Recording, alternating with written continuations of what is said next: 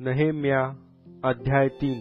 मग मुख्य याजक एल्याशिब व त्याचे याजक बांधव उठून मेंढेवेस बांधू लागले. त्यांनी तिची प्रतिष्ठापना करून तिला कवाडेही लावली. हमिया बुर्जापर्यंत, हनानेल बुर्जापर्यंत त्यांनी तिची प्रतिष्ठापना केली. त्याच्या शेजारी यरीहोच्या लोकांनी बांधकाम केले आणि त्यांच्या शेजारी जक्कूर बिन इम्री याने बांधकाम केले. मत्स्यवेस हस्सनाच्या पुत्रांनी बांधिली. त्यांनी तिला तुळ्या घातल्या, तिला कवाडे लाविली आणि कड्या व अडसर लाविले.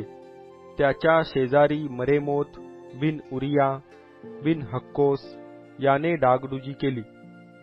त्याच्या शेजारी मशुल्लाम बिन बरेख्या बिन मशेजबेल याने डागडुजी केली. त्याच्या शेजारी सादोक बिन बाना याने डागडुजी केली. त्याच्या शेजारी तकोवाकरांनी डागडुजी केली. पण त्यांच्या महाजनांनी आपल्या मानेवर आपल्या प्रभूच्या कामाचे जू घेतले नाही.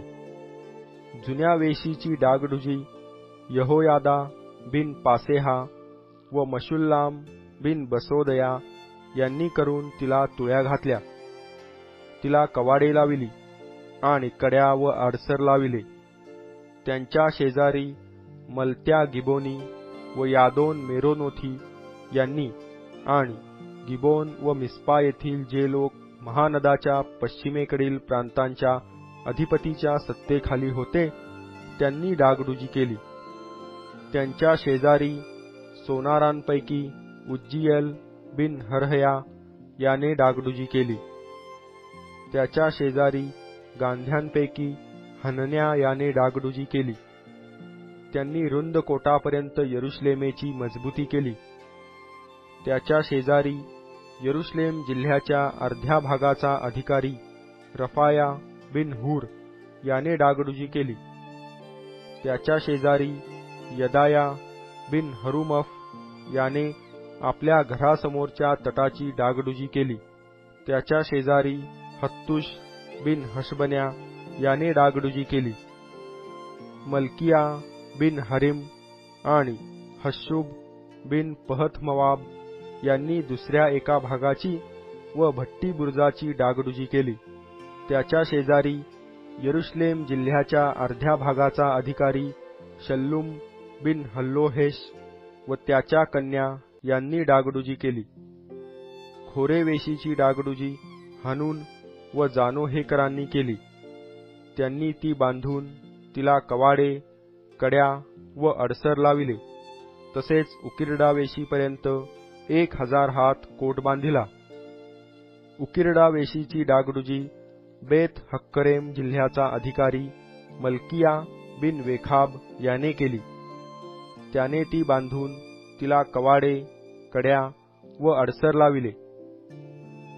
झरावेशीची डागडुजी मिस्पा जिल्ह्याचा अधिकारी शल्लून बिन कोलहोजे याने केली. तसेच त्याने ती बांधून तिला छप्पर केले व कवाडे, कड्या व अडसर लाविले. तसेच त्याने दावीदपुराहून उतरण्याच्या जिन्यापर्यंत राजाच्या बागेजवळील शेलह तळ्याचा कोट बांधिला.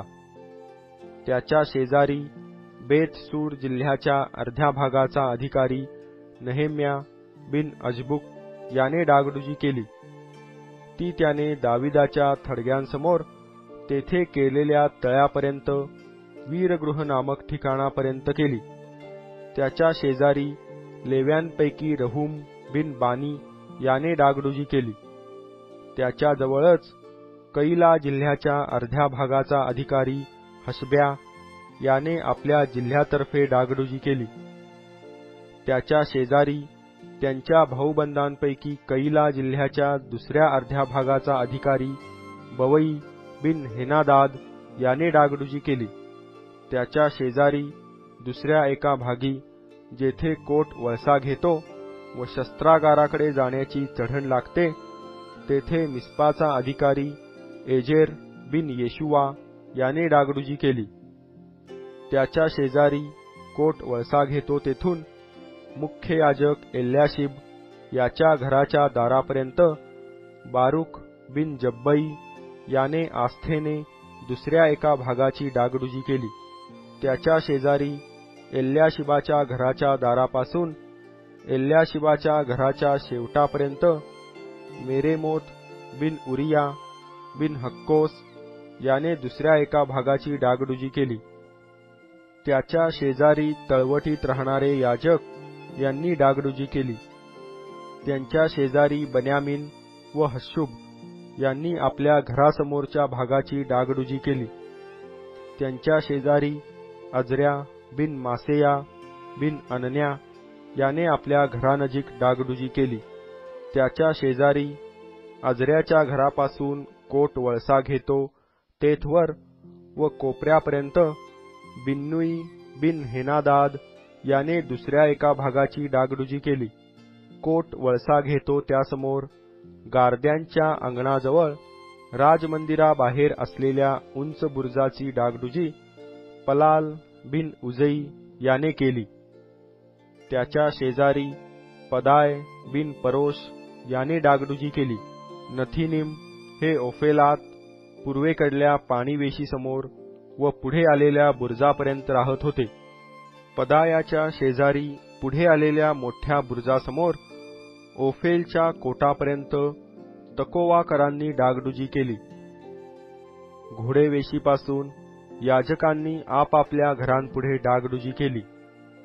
त्यांच्या शेजारी सादोक बिन इम्मेर याने आपल्या घरापुढल्या भागाची डागडुजी केली.